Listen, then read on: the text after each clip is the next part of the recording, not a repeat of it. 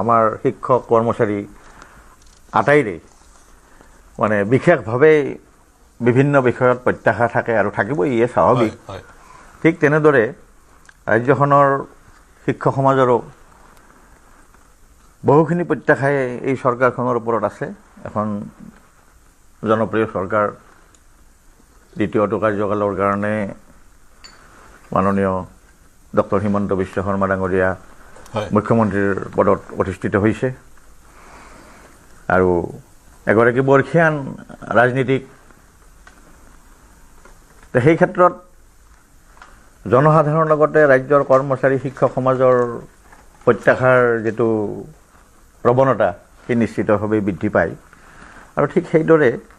আমাৰ ৰাজ্যখনৰ শিক্ষক সমাজৰো যথেষ্ট প্ৰত্যাশা আছে। এই প্ৰত্যাশাৰ ক্ষেত্ৰত আমি এটা কথা বহু বছৰ জুৰি লক্ষ্য কৰি আহিছোঁ যে বা বিভিন্ন টক শ্ব' বা পেপাৰ পত্ৰ আমি প্ৰকাশ কৰি আহিছোঁ এইবিলাক কথা। আমাৰ সংগঠনৰ যিবিলাক আমি নেতৃত্ব কৰি আছোঁ শিক্ষক সংগঠনসমূহৰ, যে আমাৰ যিটো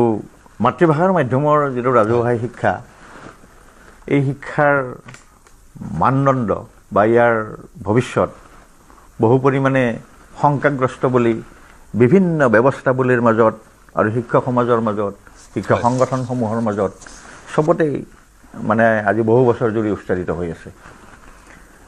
আৰু এই উচ্চাৰিত বিষয়টো 2010 চনৰ মানৰ পৰা ইয়াৰ মানে এইটো বহুত গুণে বাঢ়ি গৈছে। তো এই ক্ষেত্ৰত আমাৰ মূল বিষয় এটা থাকিব। আমি যিহেতু আমাৰ ৰাজ্যখনৰ এই মাতৃভাষাৰ মাধ্যমৰ বিদ্যালয়ৰ একোজন শিক্ষক, গতিকে এই শিক্ষানুষ্ঠানসমূহৰ সৰ্বাংগীন উন্নয়ন এই কথাতে আমাৰ প্ৰণিধানযোগ্য হ'ব। বিদ্যালয়ত শিক্ষক আৰু ছাত্ৰ এই দুটাৰ মাজত যিটো কৰ্তব্য, এই কৰ্তব্যখিনি যাতে আমি সুচাৰুৰূপে সম্পন্ন কৰিব পাৰোঁ আৰু আজিৰ তাৰিখত যিবোৰ সুবিধা এই শৈক্ষিক ক্ষেত্ৰখনক আগুৱাই নিয়াৰ ক্ষেত্ৰত প্ৰয়োজনীয় হৈ পৰিছে, এই ব্যৱস্থাৱলীবিলাক ৰাজ্য চৰকাৰে নিশ্চিতভাৱে ইমপ্লিমেণ্ট কৰিব। শিক্ষক সমাজৰ মান, মৰ্যাদা, আত্মসন্মান আৰু সমাজত শিক্ষক সমাজ এই মৰ্যাদা সম্পন্ন হিচাপে নিজৰ কাম সম্পাদন কৰাৰ যিটো সুযোগ, এই সুযোগটো যাতে নতুন চৰকাৰে প্ৰদান কৰে। ছ'চিয়েল ছায়েন্সত এটা কথা আছে যে প্ৰতিটো কামৰে দুটা দিশ থাকে, এটা মটিভ আৰু এফেক্ট। মটিভ ভাল হ'লে এফেক্ট মানে সাময়িক এফেক্ট বেয়া হ'লেও কিছুমান কাম আমি কৰিব লাগে, কিন্তু যদি মটিভটো বেয়া হয় তেতিয়াহ'লে তাৰ এফেক্টটো ভাল হ'লেও আমি সেই কাম কৰাটো অনুচিত। এতিয়া আমি ৰাজ্য চৰকাৰখনৰ পৰা নতুনকৈ আহিছে, গতিকে আমি ৰাজ্য চৰকাৰখনক এই কথাটোকেই ক'ম, মটিভটো শুদ্ধকৈ ৰাখি এফেক্ট ক'ৰবাত বেয়া হ'লেও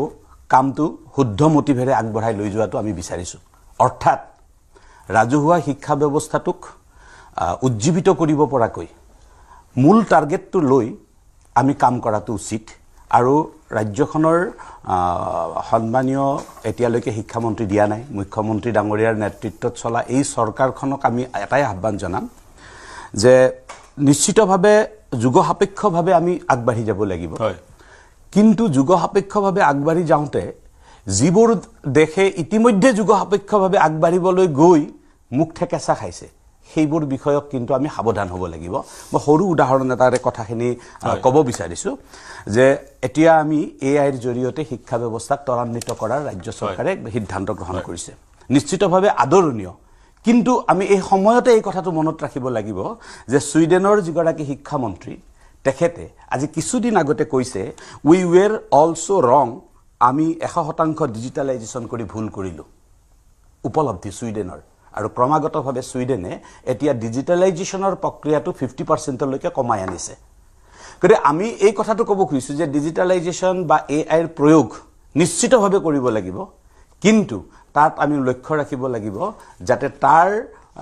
বেড এফেক্টবোৰ আচলতে এনেধৰণৰ ৰাষ্ট্ৰবোৰতনো কি হ'ল তাক আমি এই চৰকাৰখনে সুদূৰ প্ৰসাৰীভাৱে বিশ্লেষণ কৰাটো, শিক্ষকসকলকো প্ৰশিক্ষণ দিব লাগিব। নাই, প্ৰশিক্ষণ দিব লাগিব, নিশ্চিতভাৱে দিব লাগিব, বা শিক্ষকসকলো তাৰ কাৰণে সাজু হ'ব লাগিব, এইটোত কোনো আপত্তি নাই। কিন্তু কথাটো হ'ল যে যিবোৰ উন্নত দেশে ইতিমধ্যে এই ব্যৱস্থাৱলী গ্ৰহণ কৰাৰ পিছত তেওঁলোকে আকৌ মানে তাক ভুল বুলি স্বীকাৰ কৰিবলৈ বাধ্য হৈছে সেই কথাবোৰনো ক'ত ভুল সেইবোৰ যাতে আমাৰ ইয়াত প্ৰয়োগ কৰিবলৈ চেষ্টা কৰা নহয় তাৰ কাৰণে আমি চিন্তা কৰাটো উচিত কাৰণ আমি দেখিছো যে এই যে আমাৰ সৰ্বশিক্ষা অভিযান মিছনৰ প্ৰক্ৰিয়াটো চলিল হেয়া আমেৰিকাত 2002 চনৰ পূৰ্বেই আমেৰিকাত প্ৰায় বন্ধ হোৱা এটা সিস্টেম আমাৰ ইণ্ডিয়াত গ্ৰহণ কৰা হৈছে একে ধৰণৰ ভুল যাতে কৰবাত নহয় তাৰ কাৰণে ৰাজ্য চৰকাৰখনে চিন্তা কৰক আৰু এই কথাটো মনত ৰাখক যে ভাৰতীয় শিক্ষা ব্যৱস্থাৰ যি আমাৰ আধ্যাত্মিকতা এইটো এই চৰকাৰখনে সাংঘাতিকভাৱে বিশ্বাস কৰে কথাটো মনত ৰখাটো উচিত এইটোৱেই যে আগতে ৰজাসকলে যেতিয়া গুৰুৰ আশ্ৰমত সোমাইছিল তেতিয়া শিৰৰ মুকুটটো খুলি থৈ মাটিত খুলি থৈহে গুৰুৰ আশ্ৰমত সোমাইছিল অৰ্থাৎ ৰজাই গুৰুক এনে ধৰণে সন্মানে কাম কৰিছিল আজিৰ তাৰিখতো যাতে সকলো ৰজাই আজিৰ তাৰিখৰ ৰজাসকলে যাতে গুৰুৰ প্ৰতি সেই সন্মানটো বা মৰ্যাদাটো ৰক্ষা কৰে তাৰ কাৰণে আমি আহ্বান জনাম ধন্যবাদ হয় আমাৰ যিখিনি দাবী আছিল বা আমাৰ বিভিন্ন সমস্যাও আছিল আৰু যথেষ্ট সমস্যা কিন্তু সমাধানো কৰি আহিছে দেই এই চৰকাৰখনক আমি আগৰ পূৰ্বৰ চৰকাৰখনক আমি ধন্যবাদো দিব লাগিব বহুত ক্ষেত্ৰত কাৰণ বহুকেইটা সমস্যা সমাধান কৰিছে কিন্তু হয় আৰু বিশেষভাৱে ৰেগুলাৰাইজেশ্যনৰ ক্ষেত্ৰতে হওক বা অন্যান্য যিবিলাক আছে সকলোখিনি কৰি আহিছে মাত্ৰ আমি 11,000 মান শিক্ষক আছো যে আমাৰ অকমান দৰমহাটোক লৈ কিবা অলপ খেলি মেলি লাগি আছে প্ৰটেকশ্যন লাগে হয় পে প্ৰটেকশ্যনটো লাগে আমাৰ আৰু নহলে আমাৰ বহুতখিনি লোকচান হয় আৰু সেইখিনি ফাইনেন্সৰ পৰা কিবা অলপ খেলি মেলি হৈ আছে আৰু সেইখিনি সলভ কৰিব পৰা নাই আৰু সেইখিনি কাৰণে আমি ডিমাণ্ড দি আছো দাবী উত্থাপন কৰি আছিলো আৰু লগতে আমি আদালতৰো চৰ্চা পিছো দ্বাৰস্থ হৈছো যে আদালতে কি ৰায়দান দিয়ে হয়তো হ'ব দিব কিবা এটা আৰু নিশ্চিতভাৱে আমি এই চৰকাৰখনৰ পৰা মাননীয় মুখ্যমন্ত্ৰী মহোদয়ৰ পৰা আমি এবাৰ যেটো তেখেতৰ দক্ষতাৰ ওপৰত কোনো সন্দেহ নাই আৰু ৰাইজে ইতিমধ্যে নিৰ্বাচনৰ জৰিয়তে দেখুৱাই দিলে প্ৰমাণো কৰি দিলে যে তেওঁ পুনৰবাৰ আকৌ খুব মানে সক্ৰিয়ভাৱে আহিছে গতিকে এইবাৰো আমি আশা কৰিম যে আমাৰ সমস্যাসমূহ নিশ্চিতভাৱে তেওঁ যিখিনি সমস্যা আছে এই 11,000 শিক্ষকৰ এইখিনি অতি সোনকালে মানে সমাধান কৰিব বুলি আমি আশাবাদী কিন্তু এতিয়াও হয় আৰু তাৰ সমান্তৰালে বহু স্কুলবোৰ সমস্যা আছে উদাহৰণস্বৰূপে আজি মই পঢ়িবলৈ পালো যেতিয়া প্ৰিপেয়াৰ কৰি আছিলো এই শ্ব'টোৰ কাৰণে প্ৰায় 2,2500 মান স্কুলত এজনেই শিক্ষক সেইবোৰ সমস্যা আছে নিশ্চিতভাৱে সেইটো আছে এইটো হ'ল আমাৰ মানে আমাৰ আপুনি কৈছে যে আমাৰ শিক্ষক সংগঠন হিচাপে কৈছে যে আমাৰ শিক্ষকৰ আৰু এতিয়া সামূহিকভাৱে যদি ক'ব যাওঁ স্কুল বিদ্যালয়বিলাকত যথেষ্ট সমস্যা আছে থকা নহয় কিন্তু এইটো নহয় দেই এইটো কৈছো যে যেতিয়াৰ পৰা গুণোৎসৱ আৰম্ভ হৈছিল 2017 চনৰ পৰা গুণোৎসৱৰ পিছত স্কুলবিলাকত কিন্তু সাংঘাতিক ধৰণৰ এটা পৰিৱৰ্তন আহিছে মই নিজৰ বা মোৰ চকুৰ সন্মুখত দেখা স্কুলবিলাকৰ কথাই কৈছো যে আগতে যিটো অৱস্থাত আছিল স্কুলবিলাক মানে ভাঙি চিঙি যোৱা অৱস্থা এটা সেই অৱস্থাবিলাক যথেষ্টখিনি উন্নত হৈছে যথেষ্টখিনি মানে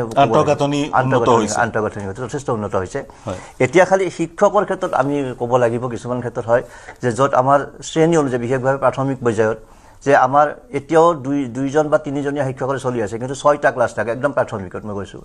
মানে নিম্ন প্ৰাথমিকৰ কথা কৈছো তাতে 6টা ক্লাছ থাকে 6টা শ্ৰেণী থাকে 6টা শ্ৰেণীত যদি দুজন শিক্ষক দিয়া হয় তেতিয়ালে কোনো পধ্যে এটা ভাল শিক্ষা তাৰ পৰা লাভ কৰিব পাৰি আশা কৰিব পৰা নাযায় প্ৰাইমাৰী প্ৰি প্ৰাইমাৰী প্ৰথম দ্বিতীয় চতুৰ্থ 5 লৈকে পঞ্চমলৈকে আছে গতিকে 6টা ক্লাছ দুজন বা তিনিজন শিক্ষকে এটো একেলগে সম্ভৱ নহয় ষ্টুডেন্ট কম হলেও এটা আমাৰ ইয়াত কি কৈছে যে শিক্ষাৰ অধিকাৰ আইন মতে আমাৰ 35:1 টিচাৰ হেনেকে দিছে বা 30:1 সেই হিচাপত যদি হিচাপ কৰা যায় হেতু হিচাপত কৰিলে আমাৰ সফলতা নহব নাহিব মানে আমি যিজনে বিচাৰো গতিকে আমি ভাবো যে প্ৰতিটো শ্ৰেণী আমি এটো দাবী উত্থাপন কৰি আছো আমাৰ ৰাতুল গোস্বামী ছাৰে শিক্ষক সন্মিলনীৰ তৰফৰ পৰা এটো দাবী উত্থাপন কৰি থকা হৈছে যে সকলোবিলাক বিদ্যালয়ত মিনিমাম ক্লাছ হয় প্ৰতিটো ক্লাছত একোজনকৈ শিক্ষক দিয়ক 6 জন